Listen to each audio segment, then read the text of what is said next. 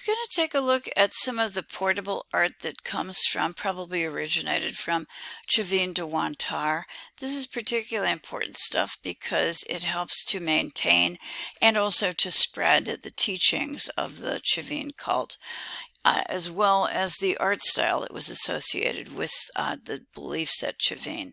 How do we get these? Well, if we go on pilgrimage to Chavín de Wantar, we might want to acquire an object, particularly like this, which is jewelry and highly valued, as a reflection of the teachings of Chavín.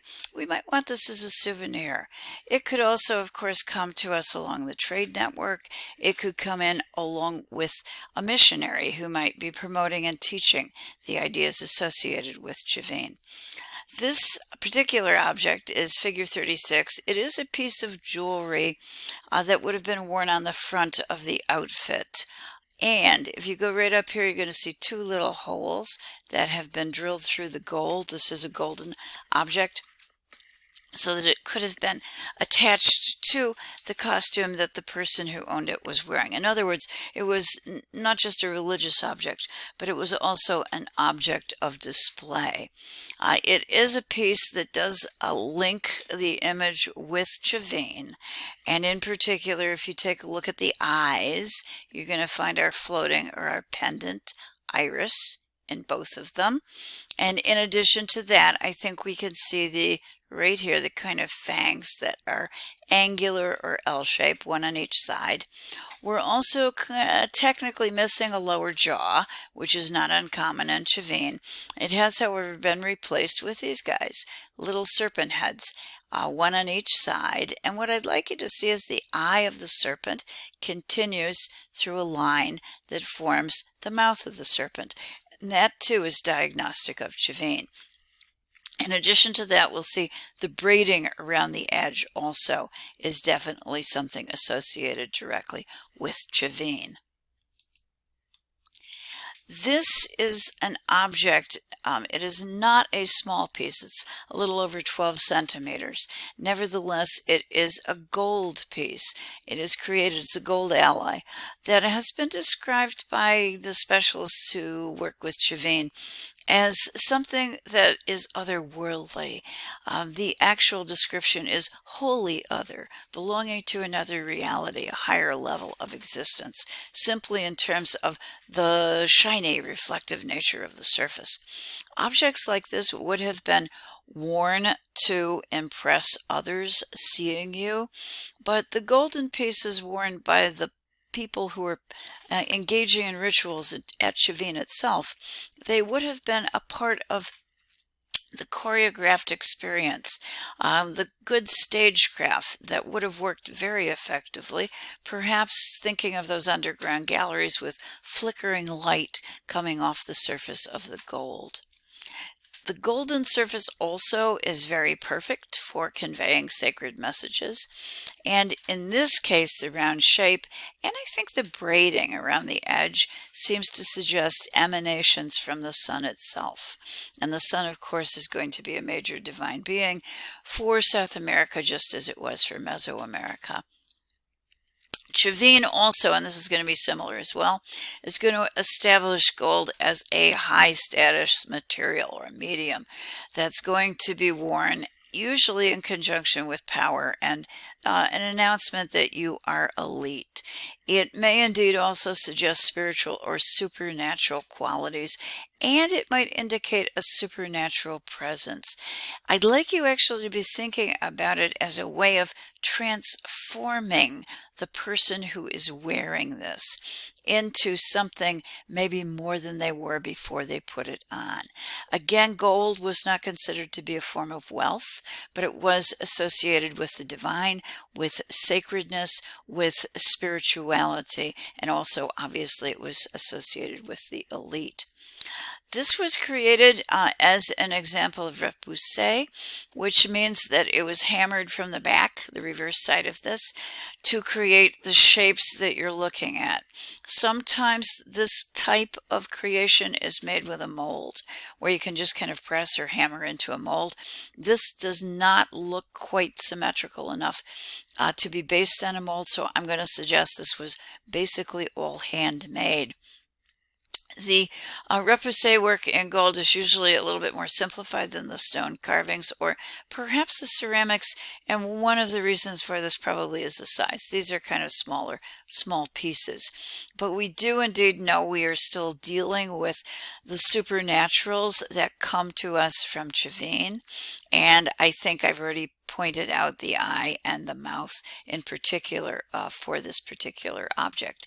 In addition, the braiding around the edges does suggest, I think, the force and the strength of the cult that is associated with Chavín in general. It also conveys ideas of interconnection. And I'd like to suggest duality, because there are two chords that are intertwining here. So interconnection, continuity, and duality. The braided shape as a motif does decorate the Lanzon, the great statue that you can find at the core of the underground chambers at Chavín de Wantar. But it also is a decoration that you can find in some of the other sculpture there, and that's going to include, if you go up here to our snaky hair on this particular figure. So this is a main line motif that comes from Chavín, and could easily spread the imagery as well as the beliefs as this type of article, a piece of jewelry, actually leaves Chavín and goes out to other locations.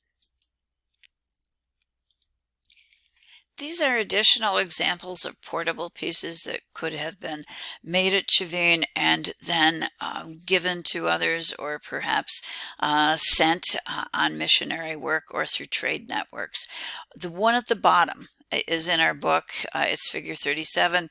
Again, it's repoussé, and we aren't sure, but we generally suggest that these might have been worn as crowns. Certainly is something to indicate status and rank, and also probably to advertise that you were a part of the cult of Chavín. The piece at the bottom that is in our book is a particularly important one because it does pick up the figure directly from Chavín of the staff bearer. And you can see our figure in the center. We'll look at this in a detail in a second. But before we leave that, I also have a feline very close to what we've already looked at Chavín. And in the upper right, this shows you that these were made out of gold sheet that could have been hammered from the backside to create these images that basically form relief shapes, glittering and glistening. They would have had the ability to, in the changeable light in the passageways of the corridors at Chavín de Wantar, to have been most impressive. This is a detail that gives you a little bit of a closer look at our staff bearer or our staff god. This is the figure located right here, and this you have a video that you can take a closer look at, but it actually outlines for us the example of the staff on both sides that the figure is carrying. This is a closer look at that feline, and I have it next to the Chavín Jaguar vessel, which is located at the University of Pennsylvania. I just saw it this week, so I know it's out. It was used for purposes of grinding, we believe, hallucinogens, and was intimately associated with Chavín. And even though slightly different in material and different in outline, I think that you can see the very close connections between the gold work and the piece of sculpture. This is not in our book, but I'd like you to see both of them because they deal with the idea of transformation. And of course, transformation is an important aspect of Chavín practice because of the consumption of hallucinogens.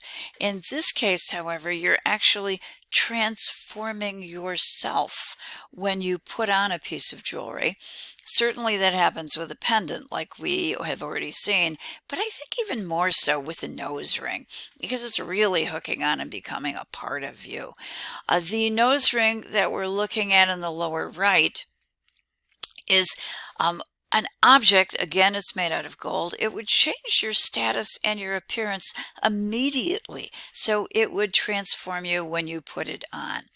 There are two snake's heads. The detail that I have in the upper left helps again to show, well, the pendant eye, the iris is hanging, it's suspended. And also you can see the continuous line from the eye creating the mouth of our snake.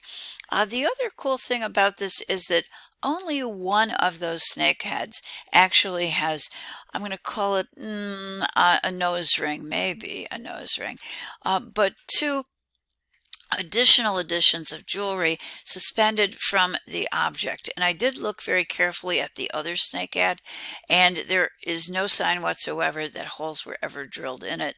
So one has suspended pieces of jewelry, the other does not.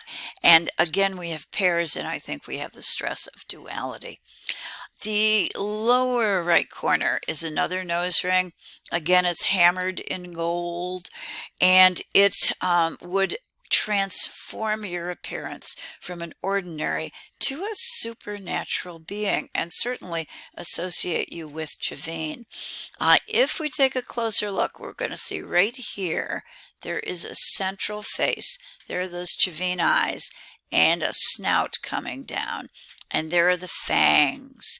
But true to form, even on a small scale, you encounter the complexity that is a part of Chavín, and if you split it in half, you get two separate heads, and I'm going to go with crocodilian here, kind of forming a snout, a blunt, bulbous snout, and a bunch of teeth, as I'm going to describe them.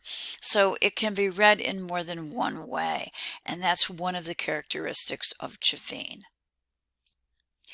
Textiles, of course, are probably the best way to export the teachings as well as the art style of Chavín, because they are so easy to carry and you can put a lot of detail into a textile. We are looking at figure 39, and that's the black and white in the lower right, which does come from our textbook. It is a drawing from a textile fragment. We unfortunately don't have a lot of very well preserved textiles.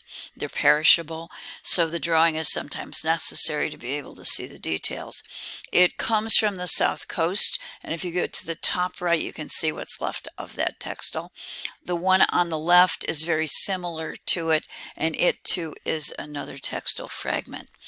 When the art style and also the materials and beliefs move to other areas away from the center of Chavín de Wantar, they often morph a little bit. They blend with the local ideas and traditions. And that is going to be true for figure 39, where we have the staff god, but now we have the staff goddess. We aren't quite sure what we're looking at. We do know that there is a greater emphasis on the feminine in the South Coast, whereas at Chavín de Wantar itself, it is much more emphasis. There is much more emphasis placed on the masculine. We don't know for sure what this figure is. If it's a wife, it's a partner, a sister of the great staff god that is depicted at Chavín. Or it's also been suggested it's the feminine side of the staff god. What I can tell you for sure is, yes, it is a female figure, but in certain ways it also doesn't look terribly friendly. It again has the double-fanged mouth, the pendant eyes. In this case, we have another set of eyes that function as breasts, and the vagina of our female figure is an open-fanged mouth. So it is a figure perhaps nurturing, but at the same time a little bit threatening. I would like to be sure that you see the staffs that this figure is carrying, because they terminate in vegetable motifs, in other words, plant forms. So she is in fact a bringer of life. In the South Coast, we think, and this is where cotton was produced, and it is often the women who did the spinning.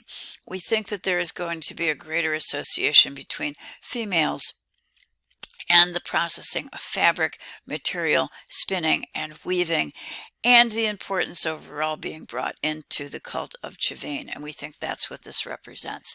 The figure on the left, however, is a male figure of the staff god, a fragment that has also survived from Chavín de Wantar.